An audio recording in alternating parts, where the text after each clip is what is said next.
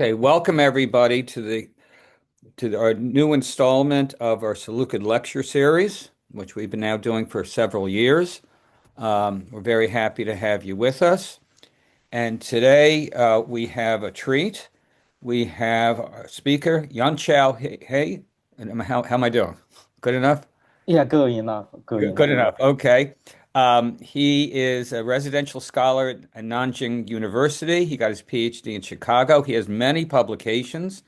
The most recent that I could find is the Performance Road Ethnography and in Long Hellenistic Asia, which is going to be published by the Cambridge University Press. Um, I'm personally excited to have him. We heard him at a conference in Utrecht, and to me, it was like somebody had opened a window. Like a new perspective for me. It was very exciting. So we're very happy to have him speak to us today, and he's going to be explaining his. The floor is yours. Yeah, thank you for the generous invitation by Altai, and thank you for the generous introduction by Robbie Skolnick. And a little bit of correction, my book manuscript and which I will showcase in today's talk is not ready for any acceptance by any press, but under review now. Okay. So I hope the reviewer is not on the Okay. Zoom. So, Okay. but Sorry, but I was being optimistic. and also thank you for everyone's coming, and especially if you are in my time zone. And I'm sharing my screen. And can you see my slides? Yes, very well. Okay, great.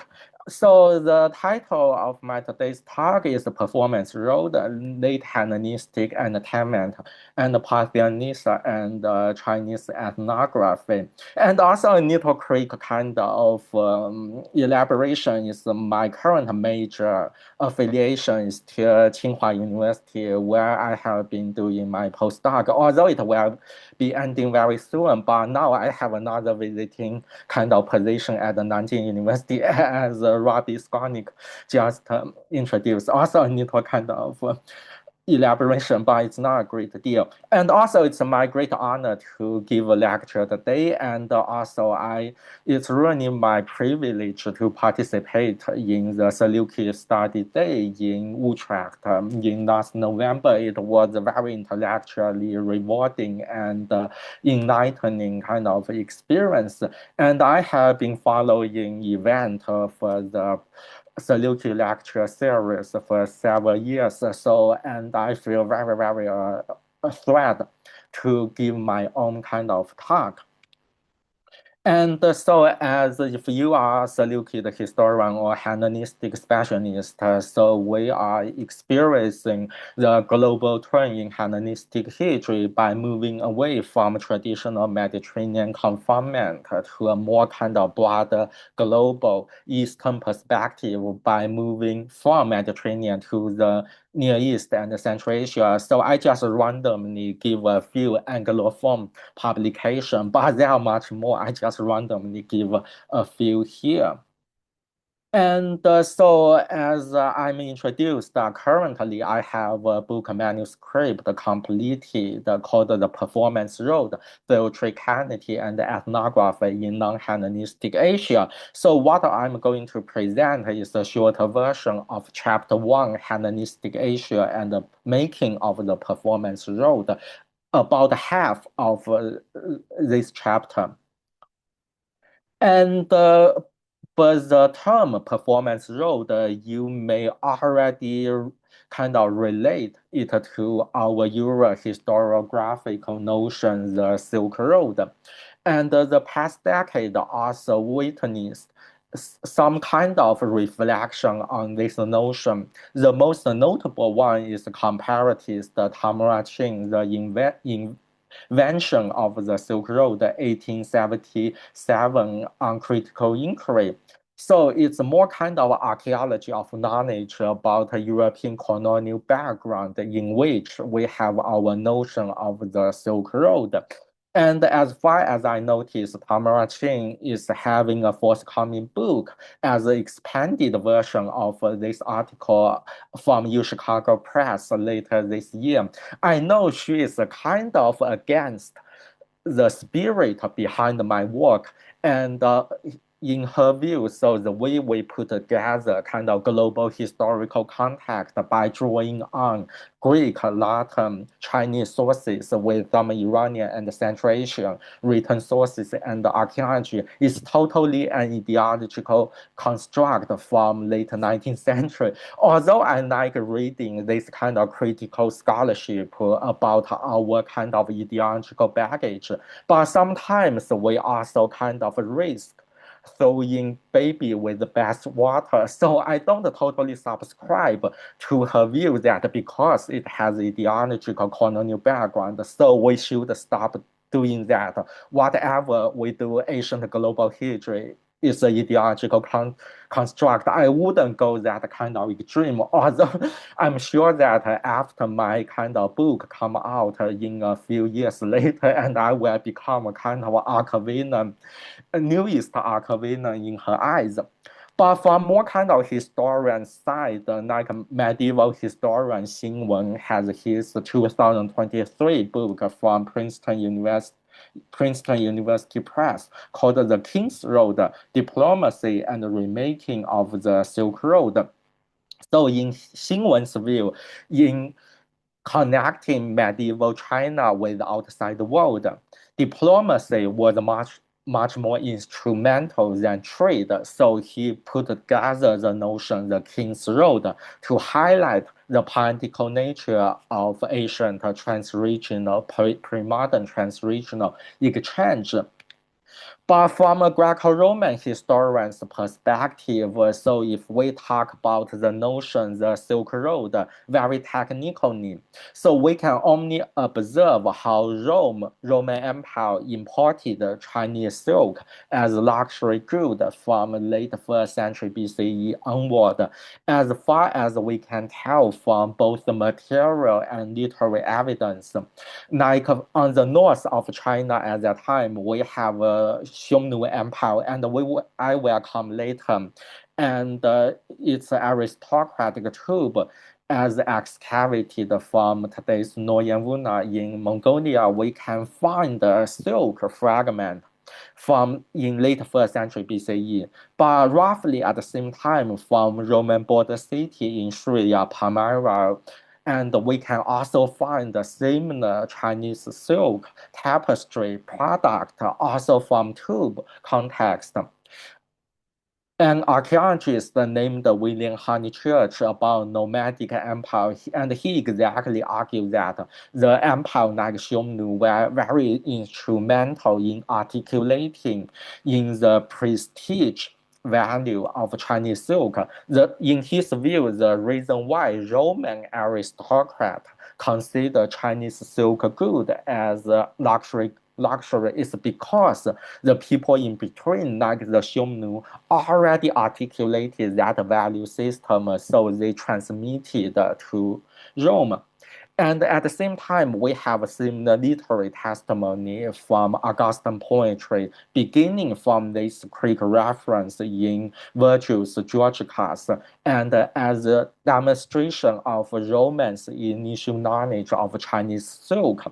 And later on in Horace and in Propertius, we have much more reference to Chinese silk and the people, mysterious people, series who produce silk, especially from one energy from Propertius. We have exact that kind of literary depiction of this silk tapestry. So simultaneously, we have archaeological excavation, we have literary testimony from late 1st century BCE onward. But the alternative story I want to tell is the performance road. So from late 5th century BCE, we can already find the performance road as an idea. After Alexander's conquest, we can find the performance road as a practice from Greece to Iran. But for 2nd century BCE, which will be my major focus today, we can find the completed performance road extending from Roman Sicily to the Chinese capital.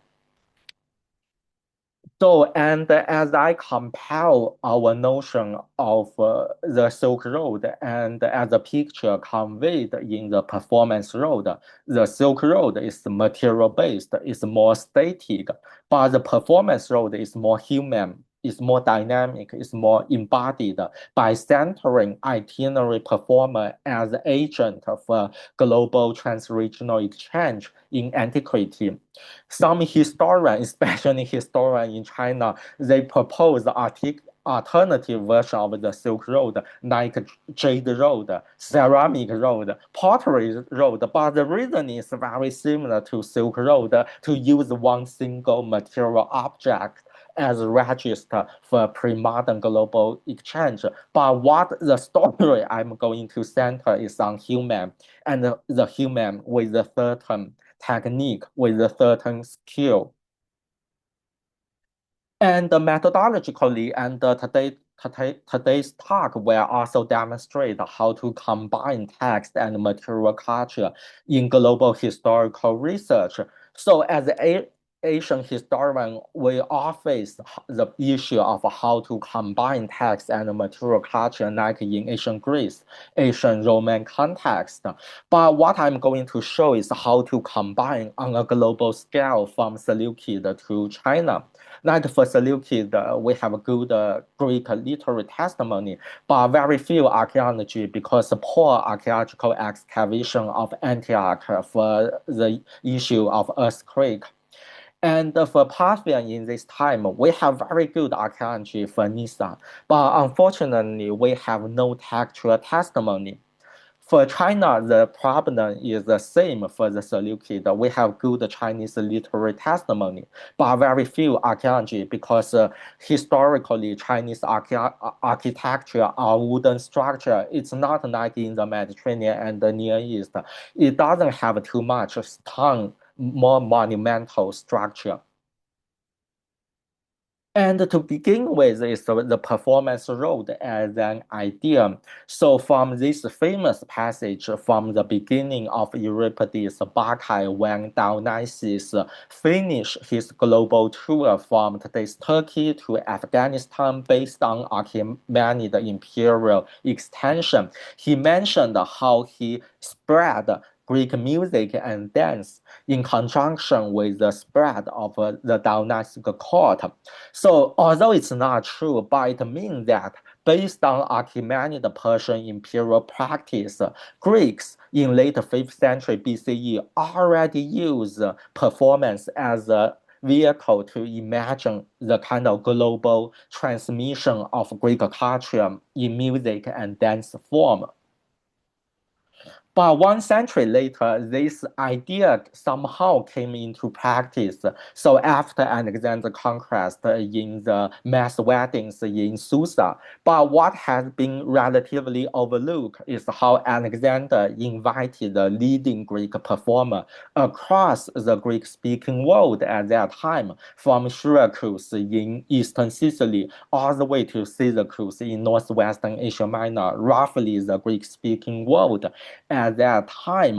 So if you are familiar with the Greek music and performance history from from the middle of 5th century BCE, so that's what we call the new music movement in Greek tragic performance. So how individual star performer replace and overshadow traditional chorus kind of performers. So especially in 4th century BCE, we have that kind of star system in Greek performance industry, more like kind of entertainment industry. So even though we don't have detail of this performer, but very conceivably, so the reason why Alexander invited them is because they are leading performer, star performer in their respective milieu. Otherwise, Alexander wouldn't invite people who are not good enough to come to Susa to perform. So it already indicates how kind of Greco-Iranian cultural exchange as anchored in performance. But in 2nd century BCE, this Greco-Iranian and later on Greco-Iranian centration exchange extended to China. I want to begin from this Chinese entry about Syria. So in 130s BCE, the Chinese emperor sent an envoy to Bactria in northern Afghanistan. There, that Chinese envoy gathered geographical information from Syria to today's Indus Valley, Pakistan. So obviously, it corresponded to the Hellenistic world, what Alexander had conquered, what Seleukid had governed. So for Syria, in Chinese, it's called Tiaozhi. It's a phonological rendering of its capital, Antioch. So in the report, it highlight two aspects. The first is Anxi, so it's Parthia or Arsakid, subjugated it as an outlier state. So following that, the people of the state of Tiaozhi or Antioch are known for their skill in illusion making. So it means that on the one hand, Syria or Seleukid Syria subjugated to Parthia, they are good performer. So even though like literary scholar, I just introduced like literary scholars reflection on our notion of the Silk Road. Literary scholar can argue that it's just a Chinese ethnographical imagination of outside the world, how China articulated itself vis-a-vis the outside world. So I like this kind of interpretation. One of my former field exam at Chicago is Greek ethnography. But still, I don't think the Chinese envoy fabricated everything. This mythological account about like some Chinese mythological deity can be found in Tiaozhi. It is that kind of Chinese mirror construction. But for the first half, I don't think it's made up. So like it's the reconfigured geopolitical situation in 2nd century BCE. And so every Seleukid historian knows that in 130, 120 BCE, Parthia already took Mesopotamia and Iranian plateau from Syria, and Seleukid somehow become secondary power as a sandwich between Parthia and Rome. So this entry, this mentioned political dimension is obviously true. So for the rise of Parthian in Iran and Central Asia, and from Western side, it's also how Rome overshadowed Parthia from the Battle of Nicaea and the Treaty of Apamea. It's also the 101 for Roman and Hellenistic historian, but it's also 101 for Chinese historians. So China at that time was having warfare with the nomadic empire Xiongnu. Because that kind of nomadic empire expansion, Xiongnu, some other nomadic group, especially one called Yuezhi, migrated westward and occupied Bactria and ended Hellenistic rule in Central Asia. So I believe it's the first time we can talk about the global history, even though they are not directly connected, but they are some kind of connected. Rome was connected with Seleukid. Seleukid was connected with Parthia. Parthia was connected with Central Asia. Central Asia was connected with the Xiongnu. Xiongnu was connected with the Chinese Empire Han. So and they are indirectly connected with each other, especially nomadic people had some kind of very important agency. So in other words, in Chinese perception, the people in Syria are good performer.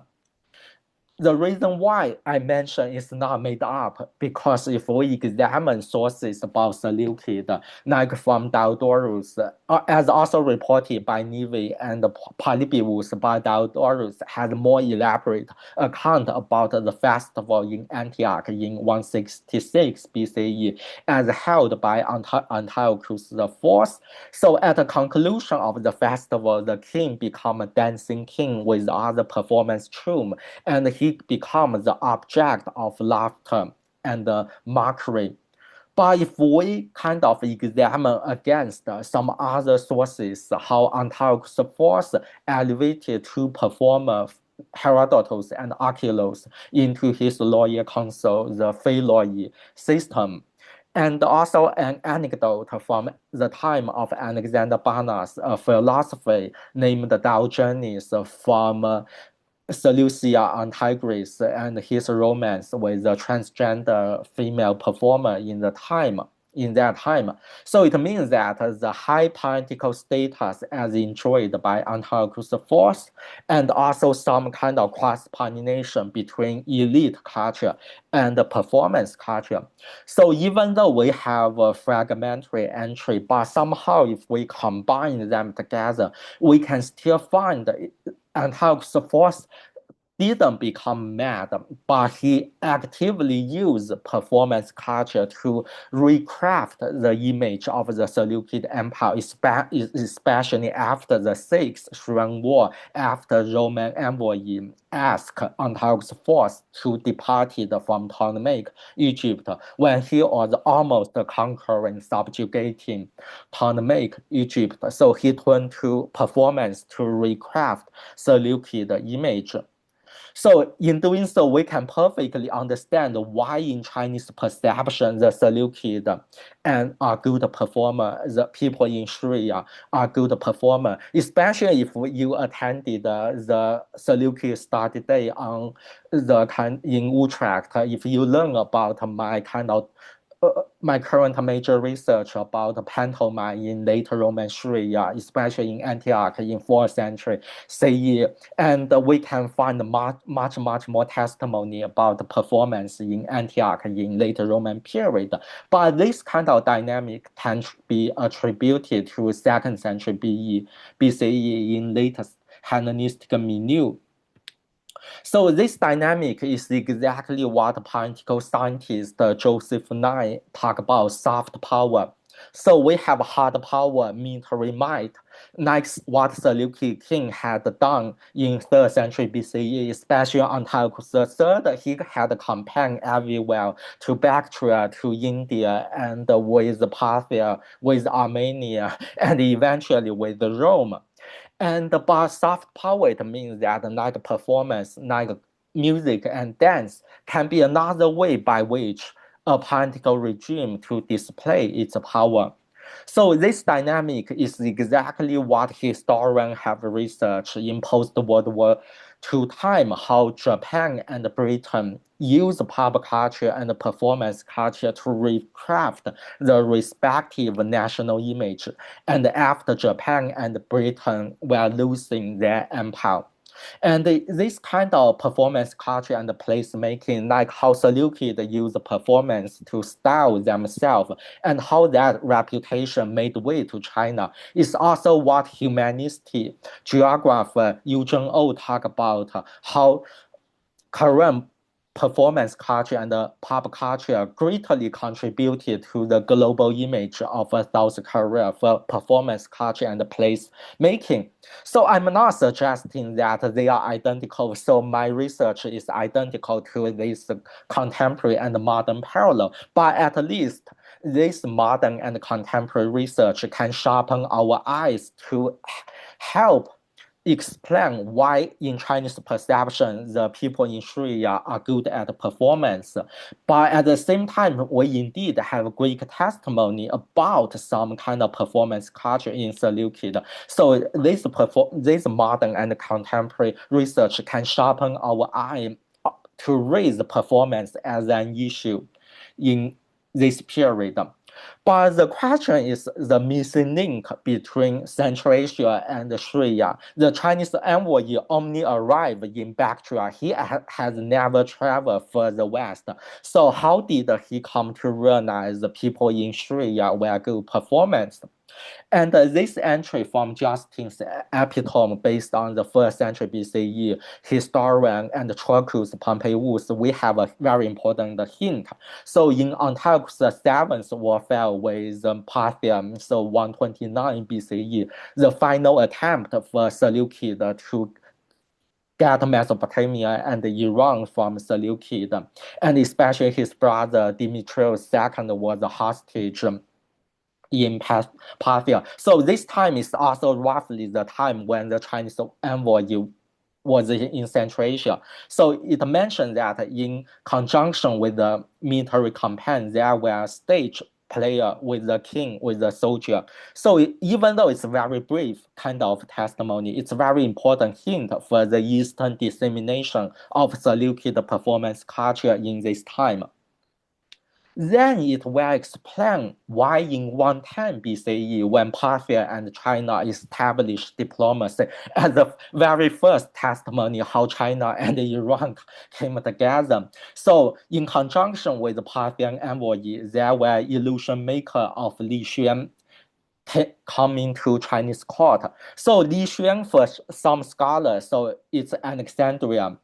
But in Chinese writing, it mentioned that Li Xuan is located on the north of Parthia. It doesn't make sense for Alexandria for further south. But for some Chinese scholar, also for some Western scholar, especially the volume, the Roman Empire in Chinese sources, they mentioned that Li Xuan could be Seleucia. Somewhere, we are not sure if it's Seleucia in Syria. It could be maybe in Seleucia on Tigris. It could be in Asia Minor. It will be more perfect for the how kind of on the north of Parthia. But anyway, we have some performer from the kind of Seleukid or former Seleukid city coming to China. So based on Justin Epitome's hint for Eastern dissemination of Seleukid performer or performer for other part of Greek world, and this entry for appearance of Mediterranean performer from Seleucia at the Chinese court, we can perfectly kind of come together for that Eastern dissemination of Mediterranean performance. So Seleukid Parthian offer eventually come to China through Parthian Chinese diplomacy. And there's also some kind of motivation for China and Parthia to establish diplomacy at that time. For motivation from Chinese side, it's very obvious when China had a warfare from nomadic empire Xiongnu, they want to find external alliance in Central Asia to combine the Xiongnu together. But as the Chinese writing report, other regime in Central Asia reacted very passively because they were fear of Xiongnu power. They didn't want to offend Xiongnu. But Parthia reacted very actively. That's the reason they sent envoy with the performer to China. The reason, if we go to examine like Justin's epitome, so at this time, and Parthia also had a problem with nomadic people in Central Asia, especially for those nomadic people who occupy Central Asia, and it's during Mithridates' second time. And my thesis is that because China and nomad and Parthia face common kind of issue with the nomad, so they came together. So in the future, if there's chance, I can give another paper how nomad as a threat for China and Parthia from this time to late 1st century BCE. If we examine Parthian nomadic warfare and the Chinese Xiongnu warfare together, we can find a great deal of kind of global historical kind of interaction between China and Parthia, especially the reason why Parthia had the kind of leisure time to ask Serena to come from eastern border to deal with the Crassus campaign is because China vastly reduced the nomadic power in 50 BCE. China already achieved milestone kind of victory over Xiong. I have a whole theory about that kind of issue. If there will be a chance, I can talk more about that. But here I just want to illustrate the reason why we have a Seleukid performer in Chinese court. It's because of Chinese Parthian diplomacy. The reason why China and Parthia came together is because they had the same issue with nomad in between. And although it's in Chinese, but I cannot find another map. So neatly illustrate the connection. China is here, Xiongnu is here, nomadic Bactria is here, Parthia is here. You can visualize that kind of interaction. And fortunately, even though we have some entry about kind of a Chinese perspective about Parthian interest in Greek performance, but as far as we can tell from Nisa, we have first-hand information about Parthian interest in Greek performance. And we have over 2,000 ostraca about Parthian banquet involving wine and grain. We have 48 ivory written about Greek mythological theme. Like for 24 written, we have Greek performance, so Nari and Athlos, the double pipe.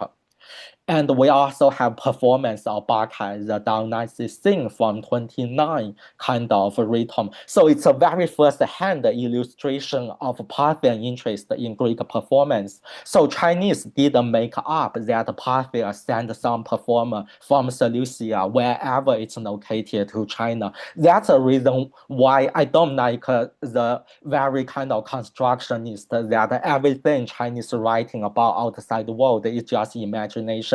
As some sinologists in the US tend to kind of argue, it's just Chinese exercise its identity vis-a-vis the outside world. Nothing is authentic. China imagine everything. I don't, because they don't want to check Parthian sources, Greek sources about Seleukid. And another channel for Parthia to access Greek performance culture is, of course, the Hellenistic legacy in Hanum. So as we can find from theater, from the mask, from Greek tragic fragment. So like Paul Bernard and even argue that these Parthian this performer in Nisa came from Hanum. I don't want to argue so empirically. It only happened that we know Parthian, we know Nisa well, we know Hanum well. It could be other channel, but it means that Parthia continues that kind of performance network from Mediterranean to Central Asia and even extended to China based on Hellenistic legacy. That's the kind of argument we can make. So my story now is how Seleukid used performance diplomacy, how it inspired Parthia to do performance diplomacy in the course of Seleukid Parthian warfare. But the kind of another facet is how China also articulated its foreign-oriented performance culture as vividly recounted in this passage. So in conjunction with the arrival of this state from Central Asia and Parthia and all visited the Son of Heaven, the Chinese emperor, with Parthian envoy. So the Chinese emperor used performance culture to amuse them, also by imitating the kind of Parthia, and he also kind of articulated the taste of wine as a the comment here is from this time that the skill of the illusion maker was added, and those in the reasoning event and performance of wonder changed annually. Their magnificence continue to flourish. I don't want to argue that they are 100% impacted by those illusion maker from Seleucia, but at least as a practice, China also used performance to impress foreign audience in response to how Parthia sent Seleukid performer to China. This is one theory, one argument I want to argue. The other argument I want to argue is also, even though we have a good banquet hall, we know banquet culture from Parthian Nisa well, but we don't have other literary testimony to guess who are the guests on Parthian banquet. But here we have the hint for those small Central Asian states between Parthia and China. They all visit the Son of Heaven with the Parthian envoy. The Chinese emperor likewise used wine, used meat to amuse them. We can perfectly argue that those small state envoy between China and Parthia are exactly attended on Parthian banquet. It's also what I want to argue, how to combine text and material culture. We know Parthian Nisa banquet well, but we don't have text. We know the Chinese banquet culture for foreign envoy well, but we don't have a Chinese banquet hall. But if we put them together, we can combine text and material culture on global scale. The same for the Diodorus report about how Antiochus IV hosted all kind of guests. We have good kind of literary testimony to Seleukid performance banquet, but we don't have archaeological excavation of a banquet hall from Antioch. However, it's not end of the story from Hellenistic Syria to China. In 135 to 2 BCE, we have a Shuan slave revolt in Sicily as led by someone from Apamea called Yunus. He also declared himself as Antiochus, so perfectly kind of following Seleukid royal nomenclature. But what's most interesting is how he kind of construct that Seleukid performance diplomacy by using performance culture to tell their suffering on the Italian and the Sicilian master.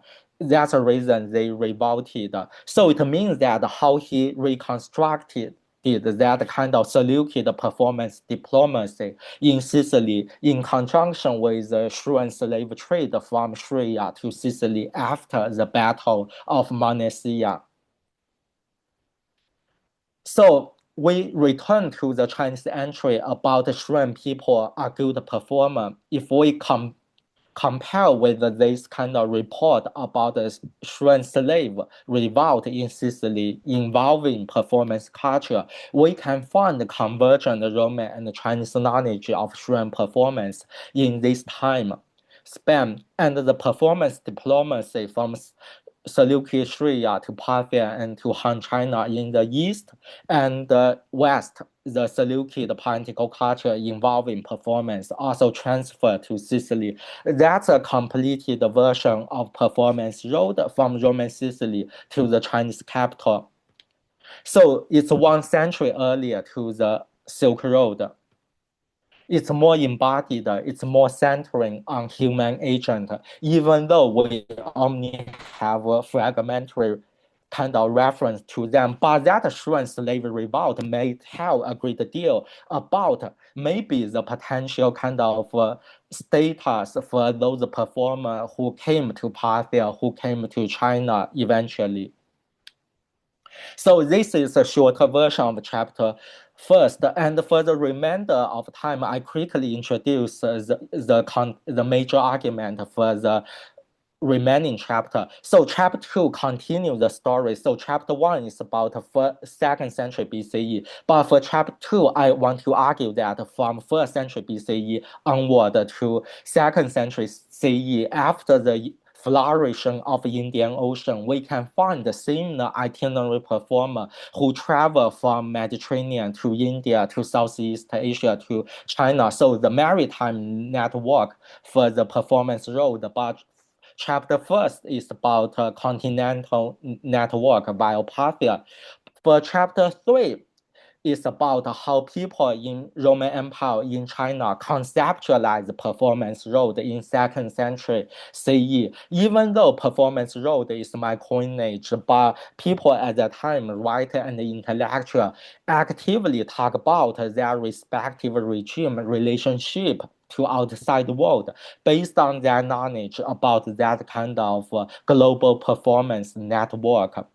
And chapter 4 is about how second sophistic intellectual and Philostratus writing on Apollonius in 3rd century CE and Chinese writing on Buddha in 3rd century CE actively use their existing knowledge about performance kind of road to kind of depict the global transmission of Greek culture, the missionary work of Buddhism from India to China. So religious intellectual reconstruction of performance road.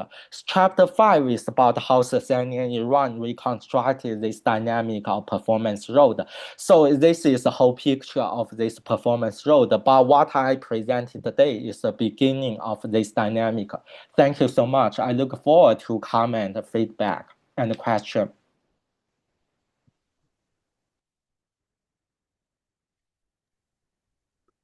Thank you so much, Yanxiao. That was highly stimulating, very innovative, and truly a global perspective that we rarely have in our group. This is really great work on the road. Thanks for sharing it with us. I'm very happy that Dr. Paul Monaghan has agreed to be the expert today to give feedback.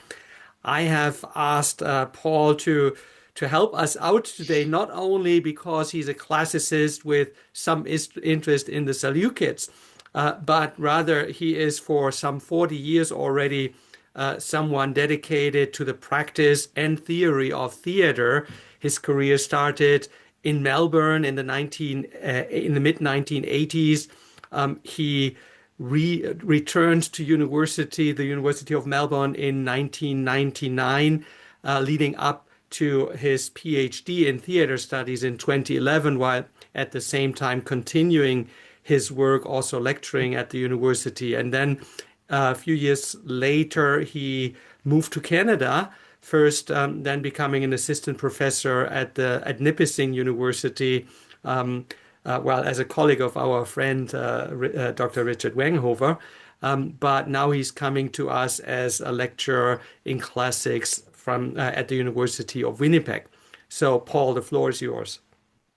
Okay, thank you. And I first want to thank and congratulate Yanxiao for that excellent and very stimulating presentation. And I just preface my comments by saying that I'm responding to the written version that Yanxiao sent us beforehand, and there are a couple of details in the written version that weren't mentioned today, but most of what I'm about to say will make sense, I hope. So I just want to make three brief points. Firstly, I want to comment on the nature of the task that Yanxiao has set himself. All classics and Seleucid studies, perhaps in particular, but research encounters the fragmentary nature of the evidence. But when the object of research is, as it is in Yanxiao's case, performance, in both the broader sense of culture and the sense of performance, culture and politics and diplomacy and so on, and in the narrower sense of a specific genre of theatrical performance in a theatre or other space. And so in Yanxiao's presentations, he involved a focus on the ancient mime, which is a notoriously elusive genre in itself. And I'll come back to that shortly. Then the difficulty of the task is even greater. Performance consists in components such as space, design, body, light, sound, objects, language, how that language is delivered, and so on, and movement, and so on and so on, which enter into a relationship of unending refraction, as Carlson puts it. In addition, theatre and performance is the always already gone by, embedded in a time-space action chronotope, an interaction between live performance and spectators in a time and place that is no longer the same at any moment after its immediate completion.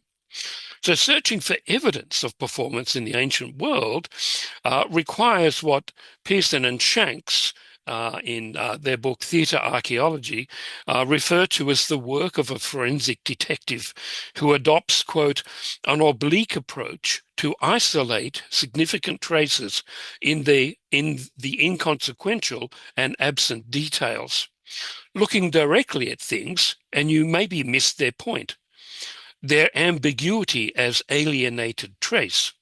So the best is a sideways look. And they go on to say that, in fact, perhaps getting lost is the key. But they suggest that we may need to ask oblique questions to reveal useful information. And I think that's exactly what Yanxiao was doing. But what is the sideways look looking at? Performance of whatever kind is a shaped experience and interpretation, of course, and sometimes the interpretation comes, weeks later, but certainly is affected by the totality of the performance. So it's a shaped experience in which the creative team who have put it together manipulate the elements, whether consciously or intuitively, or more likely a mixture of both, but towards certain ends. We heard from Yanxiao about how, actually this is in the written version, how Antiochus IV performed certain actions to shape the experience of his banqueters, and how, quote, the spatial layout of the banquet at Parthian Nisa reveals an effort to spatially control the attendees' sensory experience. So this is typical of performance in general. And as Lauren Ristvedt notes in Ritual, Performance and Politics in the Ancient Near East, in performance, quote, meaning is partially fixed by the operation of certain nodal points or privileged signifiers, concepts that in and of themselves are meaningless, but give meaning to a chain of discursive elements, end quote.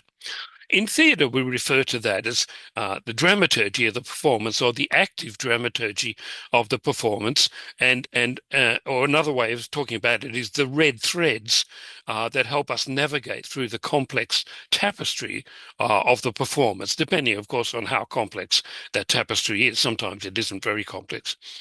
But performance is also entangled with things, and both the dramaturgy of performance and its interaction with things may, as Ristvedt notes, leave behind traces of various kinds. And it's those traces that Yanxiao is so carefully piecing together. His task, and that of all of us, in fact, as Geertz puts it, is to, quote, place these things in some sort of comprehensible, meaningful frame. And the value of one interpretation as opposed to another is the degree to which it can, quote, bring us into touch with the lives of strangers. So my second comment relates to the prevalence in the Seleukid world of the kind of political performance culture and a theatrical performance that Yanxiao is forensically pursuing. The general tendency of the Hellenistic world towards the theatrical, dramatic, and performative has been examined by a host of scholars, and we've just heard, of course, Yanxiao's contribution to the specifically Seleukid performance culture. And while this performance culture was clearly manifested in ways and in venues other than actually constructed theatre spaces, as Yanxiao put it in the written version, Antiochus IV's urban renovation essentially puts the state as a stage for the people to watch. My own rather brief research excursion into Seleucid studies consists in research into specifically Seleucid theatres, theatre spaces, and evidence for theatrical performance in those and other spaces. It's well known, as Yanxiao pointed out, that Alexander's arranged for performances of various kinds during his campaign. I counted 7 occasions that I know of. But of the roughly 180 Hellenistic theatres in the Western Mediterranean, Near East, and further East, including, of course, the relatives, in Near East and further East, specifically Seleucid theatres, number only between 5 and 19. I counted a range of certain, likely, and possible, in that in a presentation that I made at Nipissing University. And of course, that depends on a number of factors, including the relative state of the excavations at various locations. And only one, Iconium, which Yanxiao mentioned, is east of Syria and Mesopotamia. So I'd be absolutely fascinated to know if Yanxiao has discovered or will in future discover any other evidence of Seleucid theatres east of Syria and Mesopotamia. Given his performance on his focus on the performance road from the Seleucids to the Parthians to China. They may be either there and as yet undiscovered, or they're not there at all. And of course, we don't know which one is true. But either way, in time, we will know more about the general performance culture in the regions east of Syria and Mesopotamia. And my final and third comment, my third and final comment relates to the Syrian mime performers who may or may not be the same as those referred to as illusion makers, which is a really interesting term. In particular to the depiction of Antiochus IV dancing naked at a banquet and in a way that caused offence, which is, again, in the written version, there's a bit more detail on that. So a recent volume of the CAC journal Phoenix, that's from fall last year, is entirely devoted to this understudied performance genre, that is mime. Marshall, in that volume, notes that the term mime covered a wide range of different types of narrative-based and enacted performances, usually with 3 or more performers, and that it could be performed in both theatres as well as other venues. But banquets and symposia seem to have been a frequent, if not the main, venue for mime performances. Although mimes could be quite diverse, what was distinctive about them was that they were performed A, unmasked, which is very different to most Greco-Roman performance forms, B, by both men and women, which again is different to the other forms, C, barefoot, and D, using either a scripted or an unscripted structure, or probably more often a mixture of both. Dance and performance of wonders, taumata, including jugglers, hoops, knives, and acrobatics, were common. And they were often, but not always, focused on themes of sex, adultery, and everyday life, but not always, and frequently sought to scandalize and entertain. The term magodia, for example, referred to performances in which the magodes perform, in Athanasius' words, in ways that, quote, are outside of that which is proper. Here playing women committing adultery and trafficking in sex, and there playing a drunk man arriving at his beloved's place with a band of revellers. Citing Athanasius. So Demosthenes, much earlier, commented on the dance of men in mime performances that the Macedonian king Philip II surrounded himself with, presumably in banquets, whose, quote, drunken dancing is so vile that I shrink from describing it to you, end quote. So certain stock characters were frequently featured in mimes, such as the moros or stupidus, who appeared bald with a shaved head, an inebriated Dionysus, or, as Athanasius described, a drunken mortal man arriving at his beloved's place with a band of revellers. Sometimes an oversized comic phallus was worn, as it was in Old Comedy. Perhaps it was in such a guise that Antiochus IV performed his sexualized and offensive solo dance in the company of mime actors. Anyway, needless to say, the appeal of such performers appears to have reached across class and cultural boundaries, as it has done in other places and other times. Perhaps this explains why Antiochus IV, and after him Antiochus VII, and later Parthians and Chinese found such performances entertaining as well as politically and diplomatically useful. That's it. Thank you. Thank you so Should much, I Paul. respond? Oh, yeah, Yanxiao, please, you continue. Yeah, thank you so much for your expert feedback, Paul. And I much appreciate if I can have a written version of your feedback if you have. And I much appreciate that it's such my great honor to get such feedback because usually Seleukid scholar don't work on performance. For Greek Roman performance scholar, they don't care about Seleukid, but it's very rare for people who have this kind of double expertise like you. And first, and thank you so much for so neatly kind of mentioning about my phrase, how Antiochus IV put the whole kind of renovated city of Antioch as a spectacle, as a stage for the kind of whole city of Antioch to watch. And as far as I can recall, I wrote that part maybe 3 years ago. But at that time, I haven't moved to Roman period, the late antique kind of period for what I'm working on for late Roman Antioch. But as I'm working on John Chrysostom attack on pantomime performance in Antioch in 4th century CE, and John Chrysostom has exactly kind of phrasing that the whole city of Antioch is a theater, but he wants the whole city of Antioch become a church. So that kind of theatrical understanding is not only my own interpretation as a contemporary scholar, but Asian critique already have that kind of theatrical understanding of urban culture.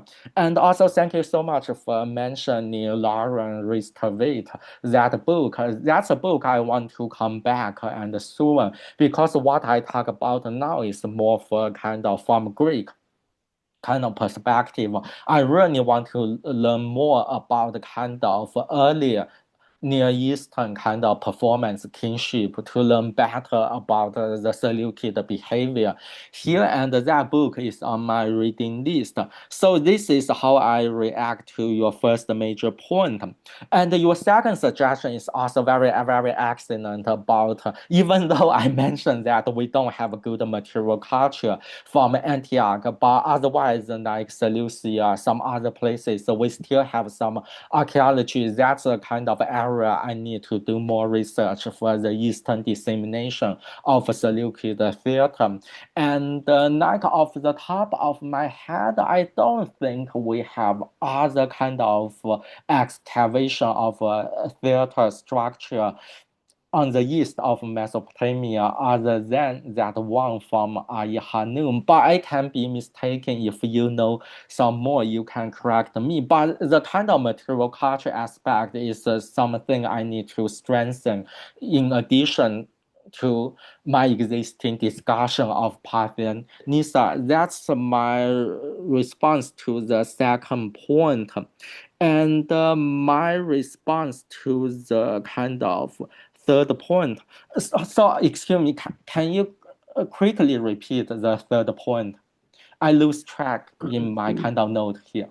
Yeah, it was about the mime performance Oh and yeah, mime yeah, exactly. as a genre. Sorry, Yeah, yeah, yeah, yeah. yeah, exactly. From like Diodorus, so Antiochus IV perform mime, and Mm, from the kind of report on Shrine slave revolt, that Antiochus Eunice, who called himself Antiochus, also kind of display mime outside the city of Anna in mm, Sicily, and we can find that kind of mime for sure. But for the eastern part, we are unsure about how Chinese mention of illusion making is that kind of mime culture because we don't have a concrete description of what those performances look like. We from second century BCE, we don't have visual evidence from China about how they know about foreign performance. But in second century CE, well, as I mentioned for my chapter 2 about how maritime network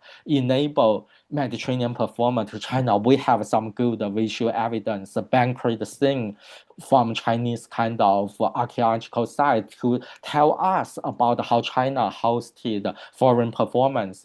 But later in medieval period, in 8th century, we have a lot of Chinese depiction of Sogdian dance, both from visual evidence, a very detailed kind of account of Chinese poetry about how they dance in different ways. Unfortunately, in second century BCE, we don't have that luxury.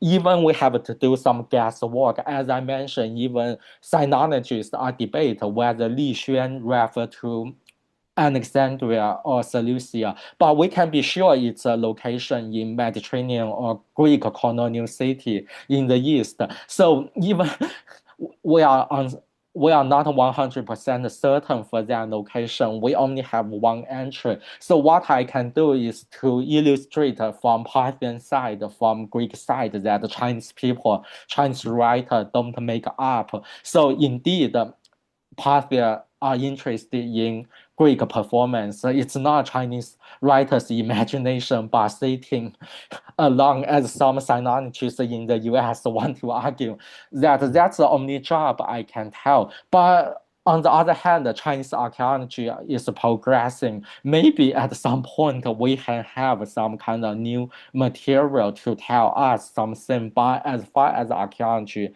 from Chinese side now, what we can do is only to make sure that the Parthian practice of performance diplomacy influence Chinese practice of performance diplomacy. But otherwise, we can not tell if illusion maker are real kind of mind performer. Yeah. mm, mm. Yes, Thank thank you you to again both of for you. such enlightening feedback. And while I'm now inviting questions or comments from the audience, Paul, you would also have the opportunity to respond once again if you wish so. Mhm. But I am meanwhile waiting for someone to raise hand. And Well, while that's if somebody is going to raise their hand in a minute, I'm always heartened by something else that Clifford Geertz says, which is we don't need to understand everything. We don't need to know everything in order to understand something. Ben. Yes. First of all, thank you to both of you. And I want to push one sort of an idea, and I'd like both of you to react to it. Let's talk about Antioch, and let's talk about Antioch during Seleukid times. And Yanxiao, I had mentioned this to you after your speech in Utrecht. To me, the idea of Antioch as a street. So my friend Richard Wenghofer and I are writing a book about resistance to the Seleucids. And in the second century, you have the street. And I'm very taken with the idea of John Chrysostom talking about Antioch as a theater. It feels to me that Antioch does become a politicized theater. It's almost like life is imitating art, and so there are comments in Polybius that they say, well, they were always acting out, they were always rising up. They had this sense of empowerment that they could control, they could rise up against kings. So I don't know if I'm making my point clearly, but it feels to me like it's not to bring your things together, and also things that Paul said, right? That the Antioch street is a theater that then at certain points becomes politicized. Does that make any sense?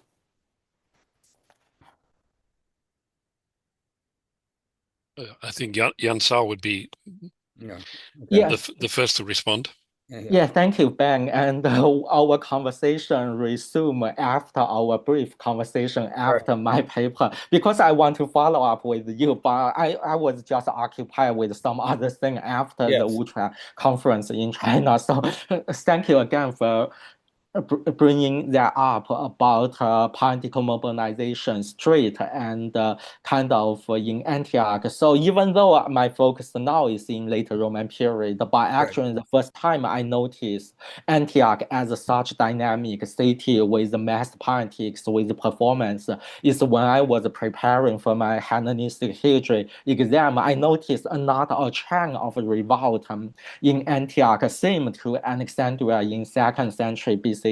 I believe Paul Cosmin also used the phrases "king make city" in 3rd century CE, but cities make a king in 2nd century CE. And you mentioned about that kind of street as a venue. So I'm reminded, even though I haven't work on Hellenistic mass politics for some time, but I can remind you about how Josephus' account about the people's revolt, somehow detailed account of people's kind of unhappy with Demetrius the second because of Demetrius the first, the kind of relatively lengthy kind of account about how kind of people occupy different street and don't let kind of Demetrius the first, second flee. And and you also remind me about that kind of shrine slave revolt in Sicily can be kind of what I interpreted is a top-down perspective, how they reproduce the Seleukid political culture. But what you mentioned is also bottom-up perspective. How do we kind of that kind of revolting spirit in Syria, in Antioch in 2nd century BCE, also not only limited in Syria proper, can be found in Syrian diaspora like Yunus and his fellow revolter in Sicily. What you kind of remind me is more bottom-up interpretation of that Syrian slave revolt. And also to my current research, like I'm working on like 387 CE when Theodosius the first want to impose some tax to Antioch and the people revolted, mutilated the royal house emperor and his empress and his sons kind of statue. And so both Libanius, John Chrysostom attribute to pantomime fun club. So it's a kind of continuity from late Hellenistic to late antiquity. So I 100% agree with you that performance can be kind of role in that kind of dynamic and from as as we can find not only in Sicily but also in later period. Yeah, thank you. Yeah. Yeah. And Paul, what you also reminded me of, so Antiochus, right? It's happening in Antioch, and a place that could appreciate or what. So Polybius might say that he's crazy, but he was crazy like a fox, right? He had a certain audience, and there's certain things that might not have been accepted in other cultures or other places. But that place that has theater and has pantomime, has all these things, and right, that he was trying to make himself popular with the people, and that they might accept that in a place like Antioch, where it's in another place it might not be so readily acceptable. Yeah, I mean, I always feel like an interloper in any Seleucid gathering. I'm not at all an expert on Seleucid studies, and my work has been solely on those locating those theatres. But so how I can respond to your initial point or question was provide some other examples of how it's very, very common, I think, for in certain situations for a city to be the theatre, or for the life to imitate art, and for theatre or performance to be political. I mean, even in late fifth century, or in the fifth century, sorry, in Athens, it's the whole procession of generals and money into the theatre of Dionysus before the actual performance kind of threw everything up in the air, is very political in a broad sense. And I think of the modern Olympic Games, where the opening ceremonies are totally about the kind of political and cultural might of the hosting city. And medieval processions. I only know a little bit about medieval performance, but it seems like that's also an example of where the city becomes the kind of the theatre space in a sense. It becomes the object of the gaze, and in that sense, it's highly political. But yeah, I mean, I simply don't know enough about Seleucid Antioch to give any specific response to that aspect of your question. Thanks. Okay, more questions. While people in the audience are still wondering, I would have one about the spectacular word or name Lishua. Is it a hapax legomenon, or does it occur more often?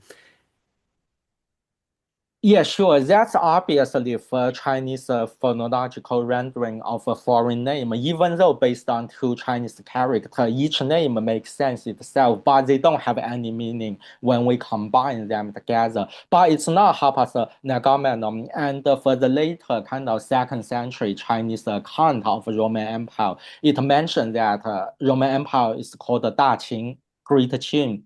It can be called Western Sea, and as can also be called Li Xuan.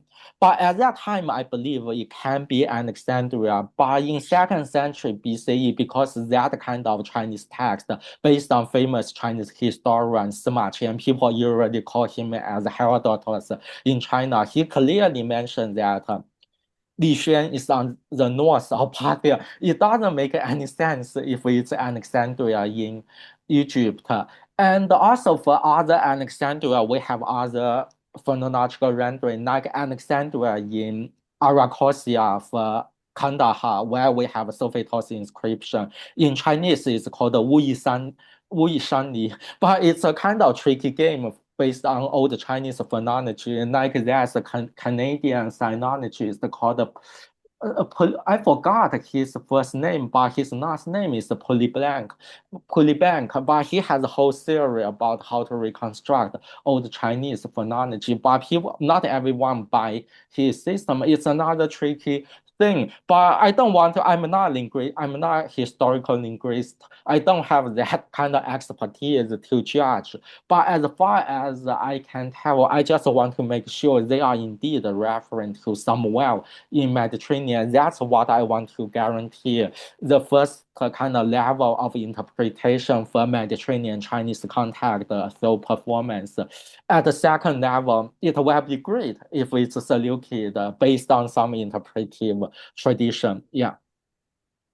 So my question was yeah, partly based on the speculation that would now follow, that I have difficulties to imagining that Alexandria, the name Alexandria, is anyhow behind Lishua. But if we think of Seleucia on the Tigris as the mega city, which probably would have reflected or projected all the cultural trends, not only of Syria, but the Mediterranean world and the Hellenistic kingdoms into the Middle and further east. And so that this then became basically a metonymy for the Seleukid kingdom or the Western Hellenic kingdoms from the perspective of the Parthians and the Greeks.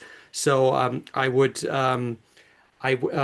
also, well, I was first wondering whether Seleucia may be rather an abstract derived from the dynasty's name or the founder, or whether it's derived from a city. But looking at the time when there were very few important kings named Seleucus, and basically the royal name had become Antiochus, I would once again conclude that the city's name, the mega city on the Tigris, must have been the the catalyst that would have mediated any sort of Greek Hellenic Mediterranean culture further east. But again, I'm also only speculating. I'm hearing this for the first time and find it quite fascinating. Any other questions or comments? I would then perhaps add one from a very different perspective. If it has not escaped me, you have not actually talked about the tradition of performance in China that may predate the 2nd century BCE. And I just wonder how much evidence there is. What do you know, generally speaking, about public performances in Chinese society, and then more specifically about Chinese royal courts and the Han Dynasty? Actually, the Han Dynasty was no longer completely new in the mid and later 2nd century BCE. They would have had their, a distinguished court life by the time. So I'm asking these questions to get a better sense what the actual impact of the Hellenistic influence or model may have been, how the new Hellenistic Seleukid style or elements may have fitted into the larger picture of what was already there, and how it then influenced, on the one hand, general public culture of performance, and on the other hand, more specifically, this one vehicle of projecting royal ideology. Thank you. It's a very complex question. And as far as I can recall, I'm not a Chinese, the kind of expert on Chinese historian, and I only can, what I can do is contribute to use Chinese evidence to enrich our understanding of Hellenistic and Roman history. But like for the kind of in Shang and Western Zhou dynasty in kind of Bronze Age, they have very developed, especially Western Zhou after kind of 1000 BCE, and they have very elaborate court culture, a lot of bronze vessels, kind of ritual purpose. But I'm really ignorant about that kind of earliest part of Chinese civilization. But for the time closer to my period of what we call Warring State, from 475 to 221 BCE in China, when we have seven states in China, they combined each other. By the way, it's contemporary, roughly contemporary after Alexander. I really want to call that kind of global warring state from China all the way to Rome from late 4th century BCE onward. And we have some testimony to street performance and more kind of urban performance. It's the first time we have more sources for social culture history rather than for that kind of lawyer culture, because the kind of development of commercial and urban economy and culture.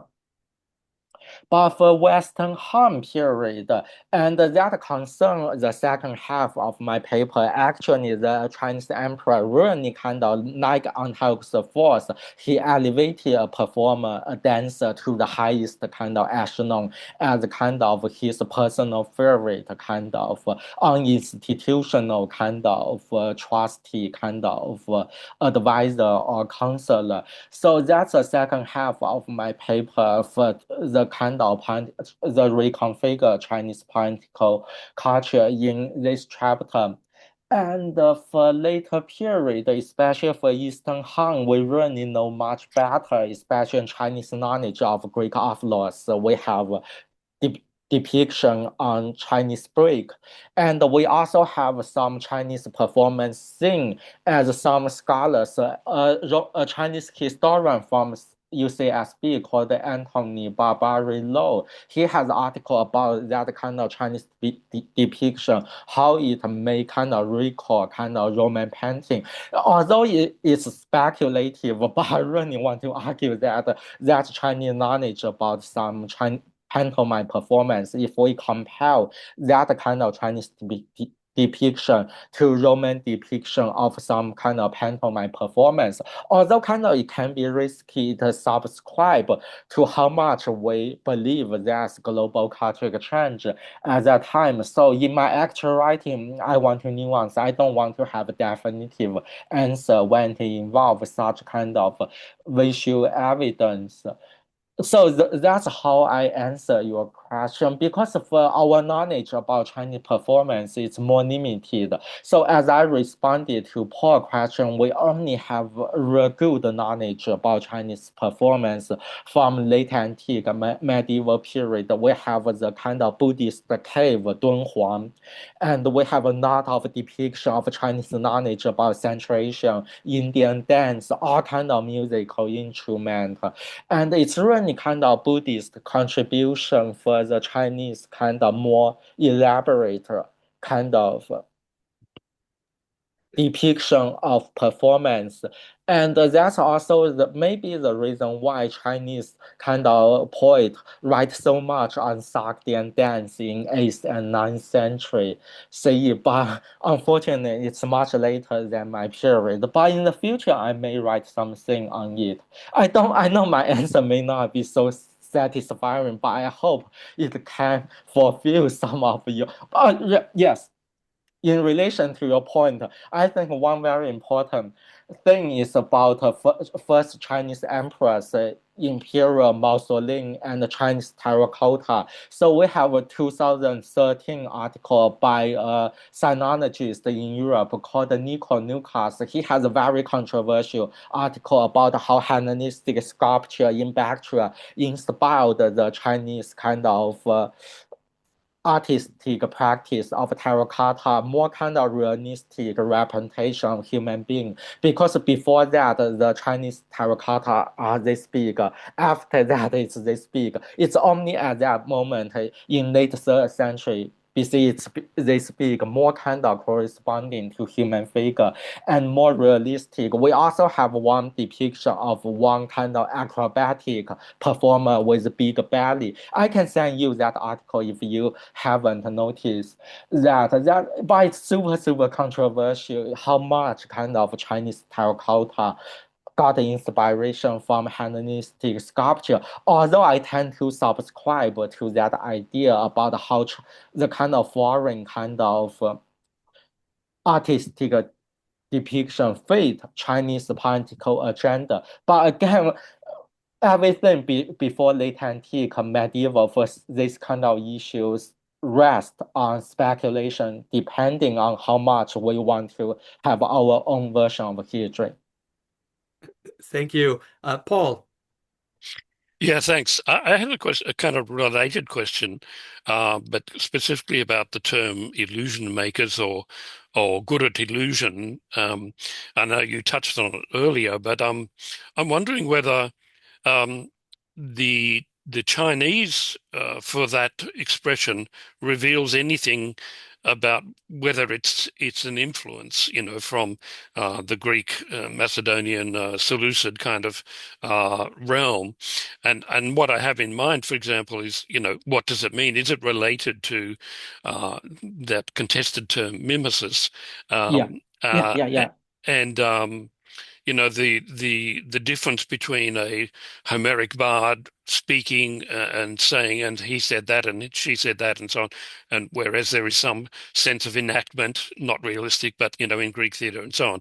So yeah, it's about the Chinese words that are used there, and is that an indication of an influence or of a translation of mimesis or something like that? I don't think it's a translation, but it's like a mimesis for how kind of imitation, representation. For illusion maker is a complete reference to the performer, the people who are good at illusion making. That's a three Chinese character for how China capture those foreign performers. It's more kind of visual stimuli for how their performance, although it's a kind of quick phrase, in this time and China didn't elaborate the detail what kind of performance they display, but at least it means that it's a visual stimuli, very impressive, visual faced.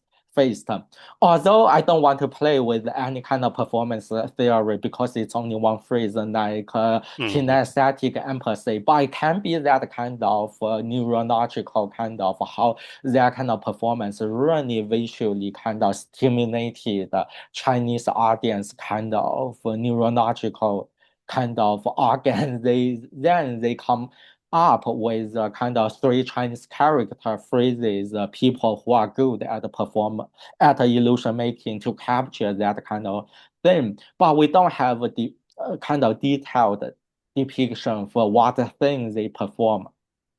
Because it seems like it could cover both the taumata, Yes. what we Samatha Poyo yeah. is more like that kind of sense. Yeah, because then that would refer more to the kind of what we would loosely call circus type performances. I mean, which there is a lot of evidence, I think, for in mime, which is a very loose kind of genre, as opposed to the illusion that is created by enacting as if you are someone else. And it seems to be a different order of I don't know, mimesis, representation, impersonation, and so on.